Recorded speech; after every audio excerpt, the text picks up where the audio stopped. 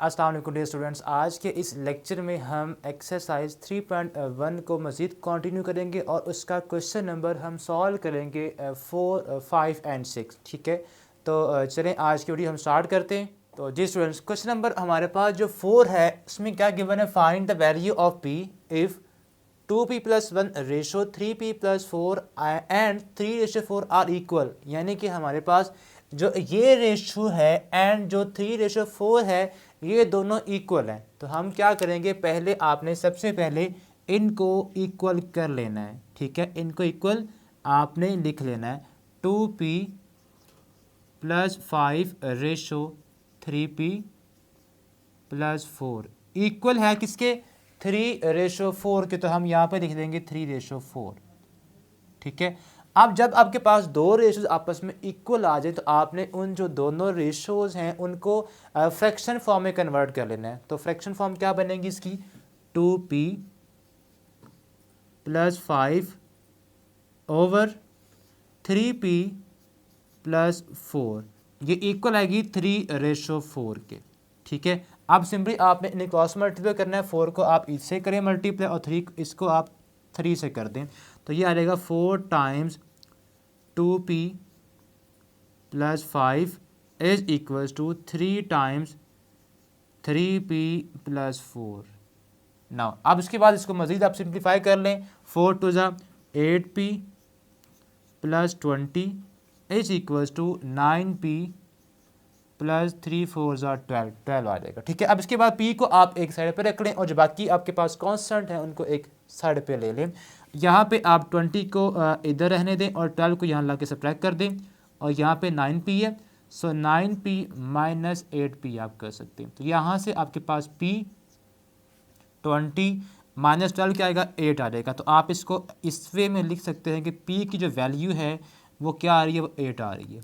ये आपका question number 4 हो गया सॉल्व। ठीक है, अब क्वेश्चन नंबर जो 5 है आपका बिल्कुल सिमिलर है क्वेश्चन नंबर 4 की तरह है।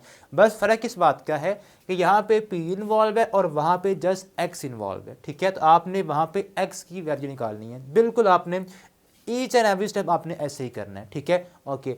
अब इसके बाद क्वेश्चन 6 पे हम मूव करते हैं। क्वेश्चन 6 क्या है, बहुत इंटरेस्टिंग है और बहुत ईजी भी है। ठीक है, 2 numbers are in the ratio 5:8। 2 numbers, हमें उस नंबर्स का नहीं पता। अभी जब भी हमें किसी चीज़ का ना पता हो तो हम उसको वेरिएबल x लेट करते हैं, यानी कि वो अननोन नंबर है। और जब भी अननोन नंबर की बात आए तो हम बात करते हैं अलजेब्रा की और उसके अंदर हम एक वेरिएबल x को लेट कर लेंगे। अब वो हमारे पास क्या होगा, 2 numbers are in the ratio 5:8, यानी कि आपके पास 2 नंबर्स हैं, वो इस तरह आपस में क्या है, उनकी रेशो है 5:8, यानी कि आप इसको 5/8 में लिख सकते हैं। ठीक है, अब उसके बाद हमें नंबर्स का नहीं पता तो आप क्या करेंगे, जस्ट दोनों के साथ x को मल्टीप्लाई कर देंगे।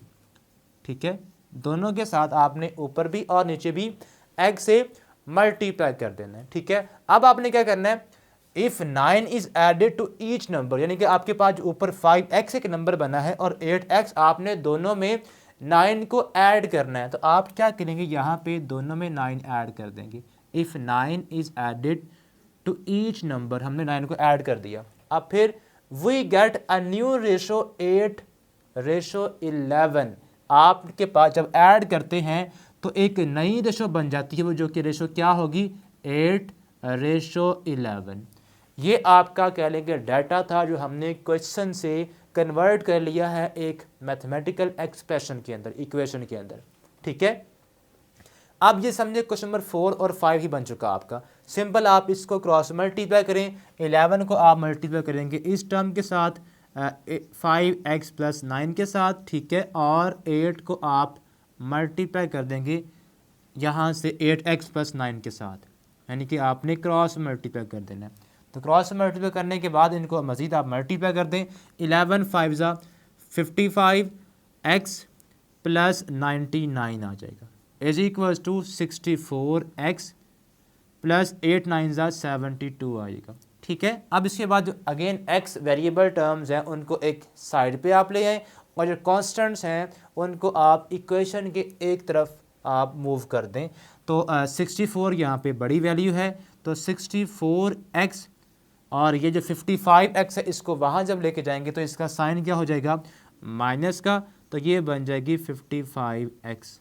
ठीक है, और यहाँ पे आपके पास 99 है और यहाँ पे 72 क्या हो रहा है, प्लस का, इधर आएगा तो उसको हम कर देंगे माइनस। तो ये हमारे पास क्या आएगा, 9 माइनस 2 7 एंड यहाँ पे 2 आएगा, 27 बचता है।